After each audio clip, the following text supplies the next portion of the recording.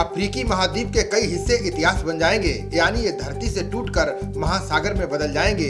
Peer review journal geophysical research letter में प्रकाशित research में बताया गया है कि ये घटना तेजी से हो रही है। यहाँ 56 किलोमीटर लंबी दरार को देखा जा सकता है। वहीं भूगर्भ में ये दरार लगभग 3500 किलोमीटर लंबी है। दुनिया के लिए अफ्रीका महाद्वीप का एक हिस्सा टूटकर इतिहास बन जाएगा।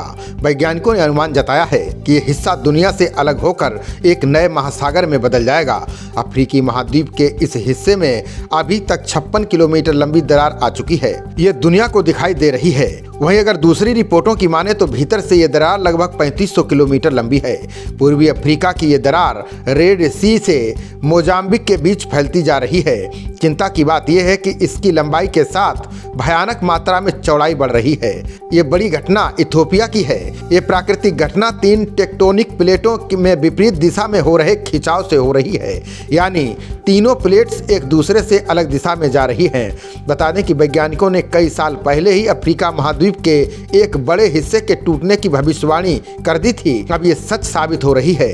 वैज्ञानिकों का इस बारे में कहना है कि अफ्रीका महाद्वीप 2 हिस्सों में टूटने के कारणों को जानने के लिए हमें टेक्टोनिक प्लेट्स, धरती की बाहरी सतह के बारे में विस्तार से समझना होगा। विरोधाभासी शोध के कारण वैज्ञानिक भी अभी तक ये तय नहीं कर पा रहे हैं कि अफ्रीका का ये हिस्सा अलग क्यों हो रहा है। कुछ का मानना है कि पूर्वी अफ्रीका के नीचे मेंटल गर्म पत्थरों से ऊपर आ रहा है। कुछ वैज्ञानिकों का कहना है कि टेक्टोनिक प्लेटों के अलग होने से समंदर के बीच से रिज सिस्टम बनता है, यानी इस घटना से नई घाटी का निर्माण होता है। समंदर के बीच नई घाटी बनने से वहां पर समंदर का पानी चला जाएगा।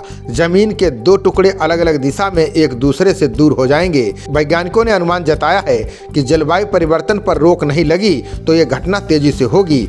अचानक हुई इस प्राकृतिक प्रक्रिया से अफ्रीका में बड़ी तबाही आएगी। यहाँ जान माल का बहुत ज्यादा नुकसान होगा। वहीं इस घटना से युगांडा और जाम्बिया जैसे देशों को अपना समुद्र तट मिल जाएगा।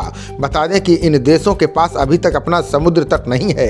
वैज्ञानिकों का मानना है कि इससे अफ्रीका नया महासागर ही नहीं बल्कि छोटा महाद्वीप भी बन जाएगा, जिसमें केन्या, इथियोपिया, सोमालिया और तंजानिया के हिस्से शामिल होंगे। अफ्रीकी महाद्वीप में मची हलचल इस समय वैज्ञानिकों के लिए प्रयोगशाला बनी हुई है। दुनिया भर के साइंटिस्ट यहाँ आकर टेक्टोनिक प्लेटों के अलगाव की स्टडी कर रहे हैं। सभी वैज्ञानिकों के तर्क का निचोड़ निकालें तो पता चलता है कि धरती का क्रस्ट और मेंटल का ऊपरी हिस्सा कई टेक्टोनिक प्लेटों में बटा होता है।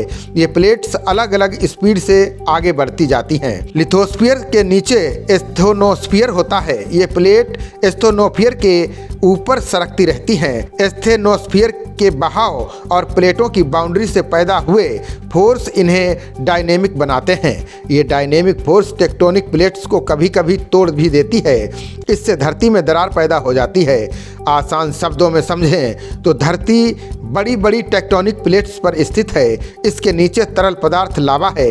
ये प्लेट्स लगातार तैरती रहती हैं और कई बार आपस में टकरा जाती हैं। टकराने से कई बार प्लेट्स के कोने मुड़ जाते हैं। वहीं ज़्यादा दबाव पड़ने पर ये प्लेट्स टूटने लगती हैं, जिससे ये घटना हो रही है।